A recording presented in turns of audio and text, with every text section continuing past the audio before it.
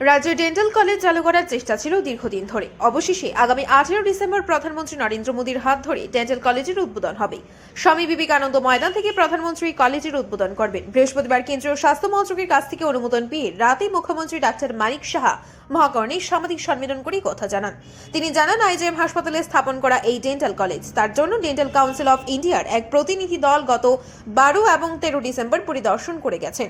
Dental council of ইন্ডিয়ার রাজ্য থেকে ফিরে গিয়ে ইসি বৈঠকের করে ইনফ্রাস্ট্রাকচার নিয়ে আলোচনা করেন।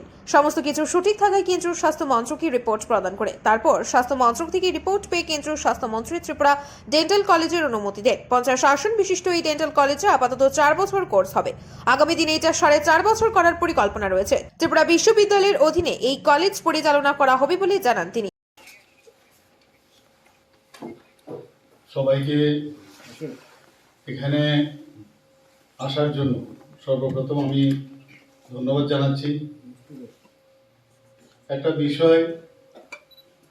বিষয় যে বিষয়ে এখানে আজকে সাংবাদিক সম্মেলন আপনাদের এখানে আসতে বলা হয়েছে, যে আপনারা সবাই জানেন যে আমাদের ডেন্টাল কলেজ নিয়ে অনেক দিন ধরে আমরা চেষ্টা চালাচ্ছি, আমাদের সরকার এবং আমাদের হেলথ ডিপার্টমেন্ট থেকে অনেক চেষ্টা আমরা অনেকদিন ধরে করে আসছি। তো এই বিষয়ে আজকে কিছুক্ষণ আগে আমাদের কাছে যে পারমিশনটা এসছে গভর্নমেন্ট অফ ইন্ডিয়ার থেকে, যে ডেন্টাল কলেজে এখানে এস্টাবলিশ করার জন্য, নিউ ডেন্টাল কলেজ করার জন্য ওনারা পারমিশন দিয়েছে। শুধু এই খবরটা আপনাদের মাধ্যমে সমস্ত ত্রিপুরাবাসীকে জানানোর জন্য আপনাদেরকে এখানে আসতে বলা হয়েছে। তো আপনারা জানেন যে এটা আমাদের ড্রিম প্রজেক্ট ছিল, অনেকদিন ধরে আমরা ভাবছিলাম কিভাবে এটা করব। তো এই বিষয়ে প্রথমে আমরা অ্যাপ্লিকেশন আমরা জমা দিই। ডেন্টাল কাউন্সিল অফ ইন্ডিয়ার থেকে গত 12 এবং 13 দুদিনে ওনাদের একটা টিম এসেছিল, এসে এখানে ইন্সপেকশন করে গেছে এবং 12-13 ইন্সপেকশনের পর ওনারা 14 তারিখেই ওনাদের ইসি মিটিং ওনাদের হয়েছে। সেই ইসি মিটিংয়ে আমাদের যে এখানে ওনারা যে ইন্সপেকশন করে গেছেন, সেই ইন্সপেকশনে ওনাদের রিপোর্ট পেশ করেছেন এবং ইসি মিটিংয়ে ওনারা এগ্রি করেছেন যে এখানে যে ইনফ্রাস্ট্রাকচার ফার্স্ট ইয়ার শুরু করার জন্য যা যা দরকার এবং আগামী দিনের জন্য যে ইনফ্রাস্ট্রাকচার দরকার, সব বিষয়ে ওনারা রিপোর্ট দেওয়ার পর ওনারা স্যাটিসফাই হয়েছেন এবং স্যাটিসফ্যাকশনের পর ওনারা এটা মিনিস্ট্রি অফ হেলথ ডিপার্টমেন্টের কাছে ওনারা ফরওয়ার্ড করেন।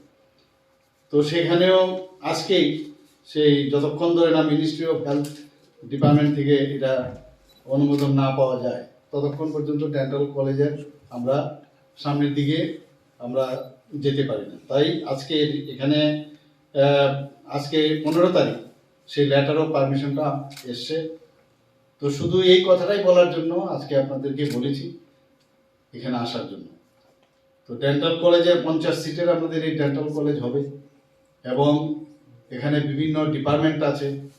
তো বিভিন্ন ডিপার্টমেন্টের মধ্যে এগুলো ক্রমান্বয়ে ফার্স্ট ইয়ারে কোন কোন যে আমাদের কোর্স আছে, ফার্স্ট ইয়ারে কি কি পড়তে হবে, সেকেন্ড ইয়ারে কি কি পড়তে হবে, 4 ইয়ার্সের কোর্স। আগামী দিন এটা 4.5 বছরের হওয়ার সম্ভাবনা আছে, কিন্তু এখন অবধি 4 বছরের আছে এবং এর জন্য আমাদের যে সেন্ট্রাল ইউনিভার্সিটি আছে, ত্রিপুরা ইউনিভার্সিটি, তার থেকে তাদেরও একটা পারমিশন লাগে, সেটাও আমরা পেয়েছিলাম। তো সেইগুলো ওরা নিয়ে গেছেন। তো আমাদের ত্রিপুরা ইউনিভার্সিটির আন্ডারেই ডেন্টাল কলেজটা চলবে। 15% সিট এই 50টার মধ্যে গভর্নমেন্ট অফ ইন্ডিয়াকে আমাদের দিতে হয়, আর